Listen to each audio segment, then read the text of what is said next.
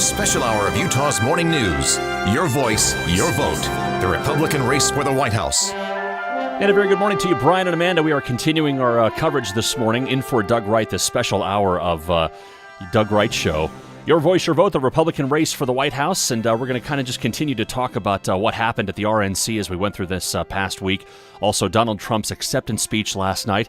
And right now, Amanda, I believe we have a very special guest. University of Virginia political analyst Kyle Kondik joins us live from Cleveland. And Kyle, I guess I'll start with last night's speech and Donald Trump's accepting of the nomination. What are your initial thoughts?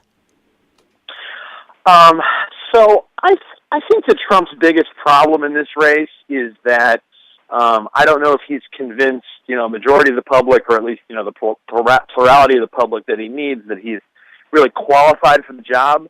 And for all of the bluster last night, I don't know if he really addressed that all that much. And there's some good polling data that suggests that while a lot of voters actually tend to think that Trump, or more voters actually tend to think that Trump is, has better ideas on the economy and on foreign affairs and fighting terrorism, that sort of thing. If you just ask people, regardless of who they support, who they think is most qualified for the job, Clinton is about plus 20 points in that question, and Trump is about minus 20 in that question. Again, I don't think that this was basically just kind of a longer version of his typical stump speech that we've heard for basically a year now, with some additions here and there.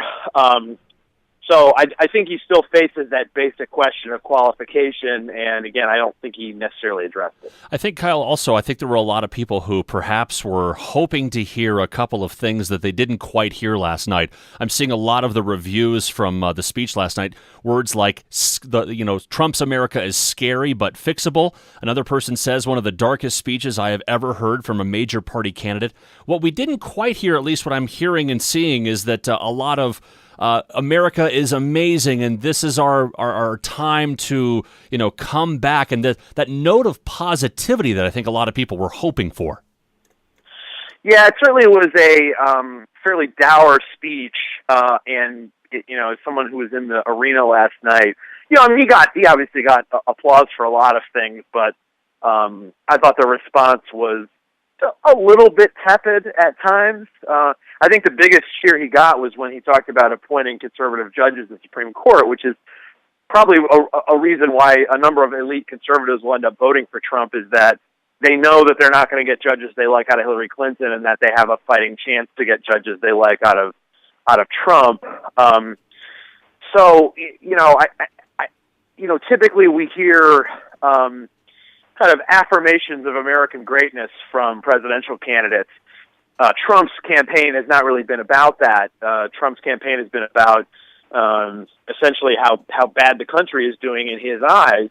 And I guess the point I would make is that, it is kind of jarring not to hear that from a candidate, but also, Trump has succeeded with this message thus far, and therefore I can see why he wouldn't want to change it. Even though I do think that he probably needs to change something, because even if he ends up taking a lead in the polls after his convention closes, Clinton has a chance to get a bump of her own after next week's convention, which is typical for candidates to get a polling bump after their conventions, and then Clinton's going to have probably a much better funded and better organized campaign, and so I think Trump is behind, but he may not quite have the sense that he needs to change anything in order to make up that gap, and I don't know if that's necessarily the right way of looking at it. He's the first Republican nominee to mention the LGBT community in an acceptance speech. How important was that? I don't know. I go back and forth on it. The way he said it, I thought was almost kind of a dismissive way. And the Republican Party still officially does not support same-sex marriage, even though I think the majority of the country has sort of moved on from that issue.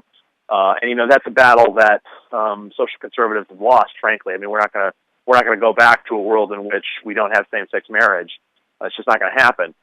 And also on certain other social issues, Trump did not mention abortion, which unlike same-sex marriage, is an issue where I don't think public opinion is changing all that much. There's still, generally speaking, people a little bit more pro-choice than pro-life, but that's been very consistent over time. And that's a social issue on which I think the pro-life position is on stronger ground than the anti-same-sex marriage position. And so Trump is definitely not a culture warrior the way that some other Republicans are. He's talking a lot about the economy and about immigration and that sort of thing. So that was a little bit different of a message. And also, just briefly, Trump espoused a foreign policy last night that was totally at odds with what the Republican Party of George W. Bush was all about. I mean, Trump was criticizing the war in Iraq, criticizing free trade, and it's just amazing that in the span of less than a decade from George W. Bush's presidency, you'd have a Republican nominee who was so much different from Bush in that regard. I know, Kyle, that Donald Trump, when he would do these rallies, everywhere he would go, he would literally embrace the applause. He would be there in that live kind of sense of that audience and just soak it all in. Obviously, he had another 20,000 people cheering him on last night. I heard some of the pundits saying he's got to be able to connect with the Americans outside of this convention. Do you think in his speech he was able to do that last night? Well, first of all, we're going to have an electorate this year that is going to be the most diverse ever. The electorate is probably going to be about 30% non-white, so a combination of African Americans, Hispanics, Asian Americans, etc. Trump has very, very little appeal to those voters. We've seen that time and time again in polls.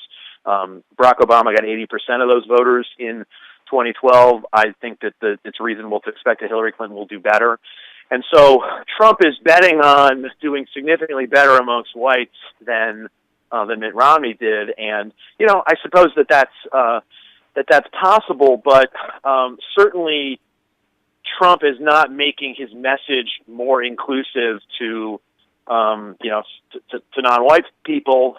And I don't know if he's making, again, I don't think he's changing his message at all. I mean, to me, this was, we often talk about a candidate, quote, pivoting to the general election and sort of changing the message to make it a more kind of inclusive message and more trying to appeal to the middle of the country. And there may be aspects of Trump's remarks that appeal to the middle of the country, but it's nothing different from what we've heard before, I didn't think. Kyle Kondik from the University of Virginia is here with us just for another moment. I wanted to ask you, Kyle, just briefly about Ivanka Trump's introduction of her father, she being perhaps one of the strongest character witnesses for Donald Trump, and she talked about him in terms of women and help for single women and mothers. Did that